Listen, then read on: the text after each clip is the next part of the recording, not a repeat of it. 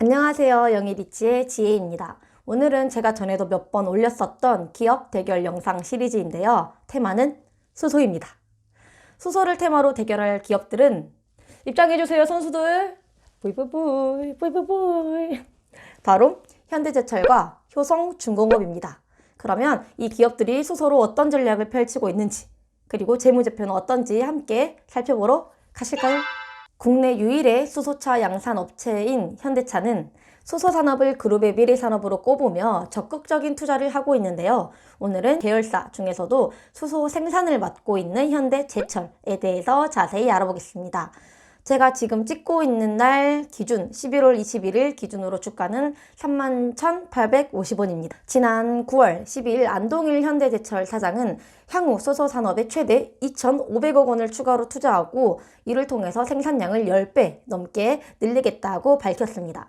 철강업계의 불황, 장기화된 불황과 또 코로나까지 덮친 상황에서 현대제철은 이렇게 신사업 육성에 눈을 돌리고 있는데요. 지난 2016년에 이미 500억 원을 들여서 수소 공장을 세우고 현대제철의 현재 수소 생산 능력은 연간 3,500톤으로 수소차 47만 대를 충전할 수 있는 규모라고 합니다. 그런데 이를 최대 37,200톤까지 확대할 예정이라고 하는데요.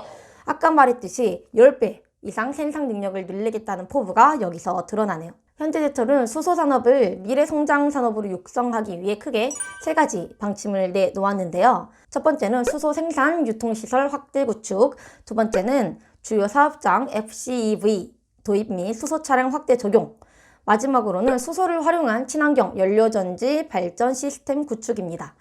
이를 위해서는 송산 2산단 내 수소 컴플렉스를 구축해서 생산과 유통을 원활하게 할 계획이라고 하고요. 또 현대제철은 현대차 그룹의 수소차 생산 전략에 맞추어서 수소 전기차용 금속 분리판 생산 공장도 증설 중이라고 합니다. 금속 분리판은 저희 영희리치에서도 한번 다룬 적이 있는데 수소전기차용 연료전지의 핵심 부품인데요. 가파르게 성장하고 있기 때문에 이렇게 생산 능력을 확대한다는 것도 눈여겨보면 좋겠죠? 또 친환경 제철소를 목표로 하고 있기 때문에 제철소 부생가스와 폐열을 이용해서 약 18만 대의 수소전기차를 운영할 수 있는 수소공장 설립도 검토 중에 있다고 합니다.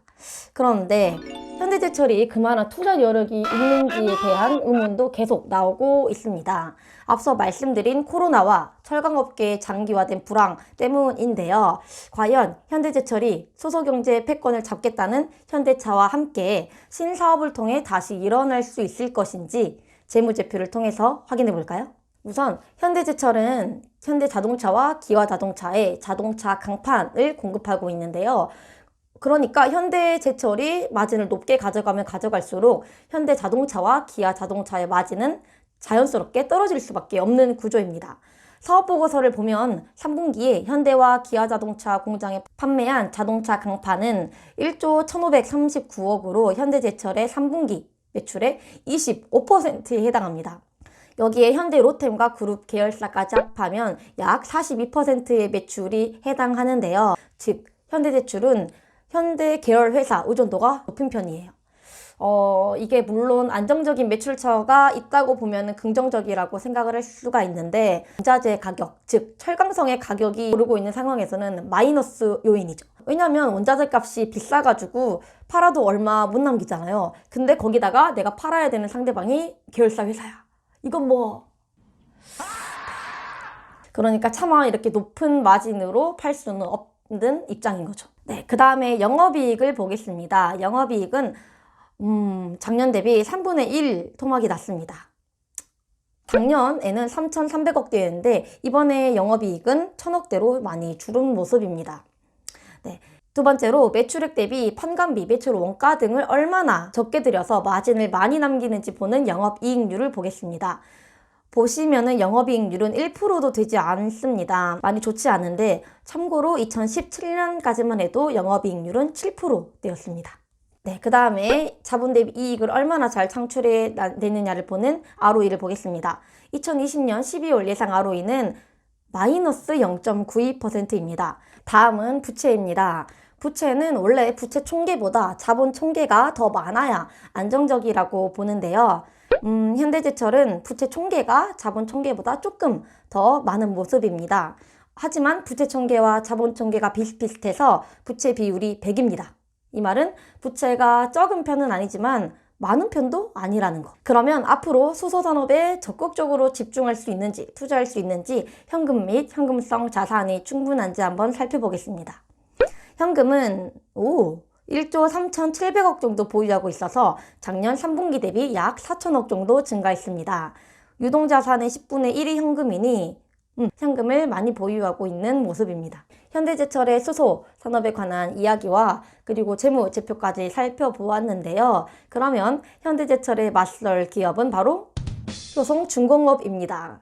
효성중공업은 국내 수소 충전소 점유율 1위를 기록하고 있는데요. 그린 뉴딜 정책에 힘입어서 최근 주가도 많이 상승했죠. 제가 지금 찍고 있는 날 기준 주가는 61,400원입니다. 참고로 올해 6월까지만 해도 2만원 초반대였어요. 그러니까 300%가 넘게 오른 거죠. 국내 수소 충전소 점유율 40%를 차지하고 있는 효성중공업이기에 정부가 2030년까지 국내에 1200개 수소 충전소를 짓겠다고 해서 그 기대감이 더욱 커지고 있습니다. 효성중공업은 현재 우리나라에서 운영 중인 충전소 41개 중에 15개를 지었고 정부가 연말까지 현재 규모의 2배인 80개까지 충전소를 늘리겠다고 해서 30개의 신규 충전소를 새로 건설 중인데요. 이 중에서 11개를 효성중공업이 맡고 있습니다.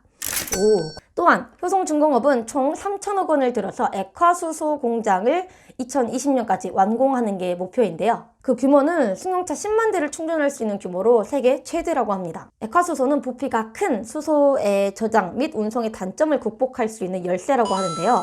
액화수소는 기체수소에 비해서 부피를 800분의 1로 줄일 수가 있다고 해서 저장 용기의 부피도 줄일 수가 있어서 충전소 건립도 쉬워지고 안전하고 충전 속도도 4배 이상 빨라진다고 하니 되면은 짱이겠는데요? 그러면 마찬가지로 효성중공업의 재무제표를 보겠습니다. 영업이익은 변동이 좀 있습니다. 이번 3분기 누적 영업이익은 228억으로 작년 3분기의 1000억대보다는 많이 줄었습니다. 매출액이 약 22% 줄었는데 판관비나 연구개발비가 되려 증가한 게 원인으로 보입니다. 근데 뭐 연구개발비가 증가하는 거는 그렇게 나쁘다고만 볼 수는 없죠. 왜냐하면 투자를 하는 거니까. 그 다음에 올해 예상 영업이익률은 2.28%입니다. 현대제철보다는 좋은 편인데 이것도 낮은 편이긴 해요. 그 다음 2020년 12월 예상 ROE는 0.66%로 아까 현대제철의 마이너스 0.92%보다는 높은 편인데 마찬가지로 1%가 되지 않습니다. 그 다음에 부채 자본 대비 부채를 보여주는 부채의 비율은 약 300%입니다. 보시는 것처럼 자본은 9천억인데 부채가 3조 원이죠.